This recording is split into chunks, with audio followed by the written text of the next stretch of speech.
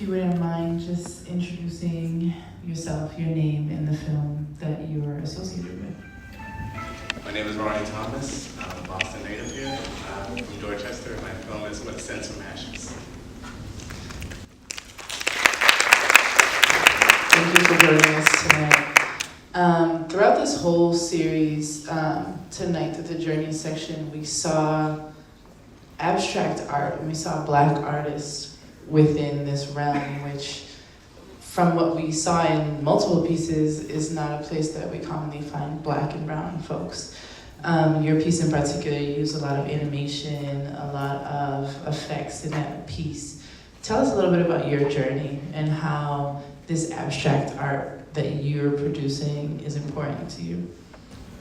It's important because it gives voice to the unsung and the unheard. And everything is not made pretty. I've dealt with a lot of adversity, just trying to be an artist. First of all, when I said I wanted to be a dancer or an artist, period, in my household, it was like, wait, what? And then, I had to fight against that. I also had to fight against, the code switch as far as, being taken serious as an artist. Because in other rooms and other realms that I've been in, I had my wings clipped a lot. There was a point when I was in Romania, first time, I really felt accomplished. I really felt I finally made it somewhere. And while I was there, I did dealt with racism in a different form. I was called the Negro friend. And even then, I was being tested a lot. I was casted in a big soloist role. I was like a month and a week late coming into to the company. They already finished Swan Lake, and I was casted as one of the soloist roles. Never got the proper rehearsal, never got properly coached, had to learn from the side. Which was interesting was that the choreographer that came in wanted me to replace the person who was in cast A. Good on my part, terrible for being the new guy. And everything just went down the rabbit hole from there. And then from that, I did the job, even though I was being sabotaged. I did end up getting a standing ovation. What ended up happening was that the ballet mistress who called me, Negro friend, she finally said my name. So that was a triumphant moment. I could only imagine.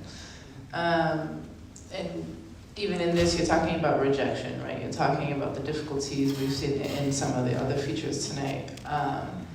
How it's common to be faced with rejection in a lot of these spaces, especially as a Black person in these spaces.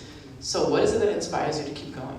Why keep going even after she's calling you Negro friend, and why bring to, there has to be something special that pushes you, so what is that for you? What kept going for me, it's funny, there's a recent story that I had shared. One of my good mentors is here tonight, Mom Adrian. It was funny because we were celebrating, which is sad, but there was a student of mine who was murdered this past year. And his mom wanted to do something in memory of his birthday, so on his birthday we had a dance-along. And so then we were sharing stories as far as, we were sharing stories as far as what makes us want to dance or what makes us want to continue. At the time, I was living in New York, and I was street performing. So I was doing that aside from doing concert dance. I was out break dancing. I was doing circus arts and everything. I kind of ran away with the circus. And I remember this one lady, young girl. She was on the side of the park bench, having a bad, terrible day, just down and out, crying, just you could tell she was going through it. And so I prayed on her behalf, and I dedicated that segment to her. Afterwards, she came up to me, and she wanted to talk to me, wanted to get to know me, at least, say thank you.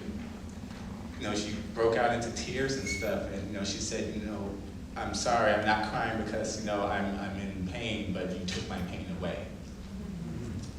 So that's what kept me going. Also what kept me going is the little young ones that's underneath me who always looked up towards some kind of hope.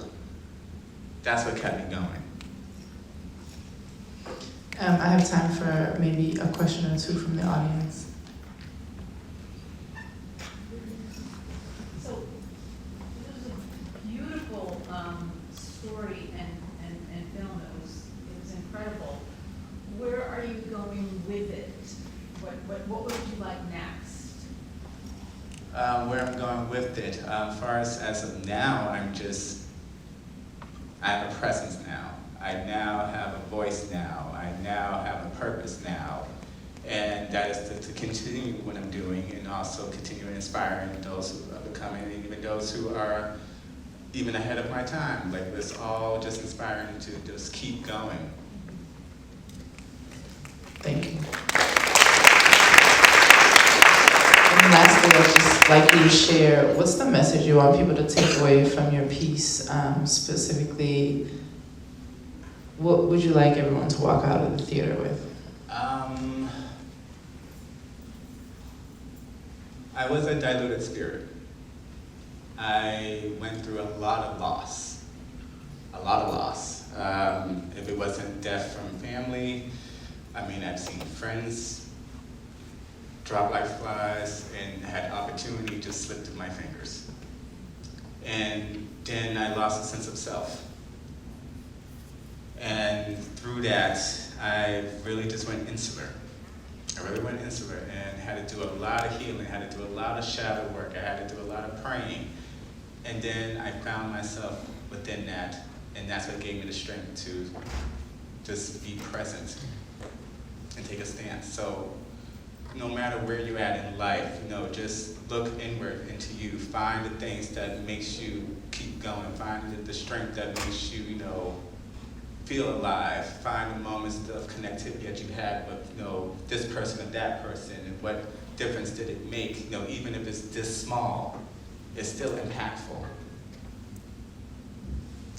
Thank you so much. Thank you for submitting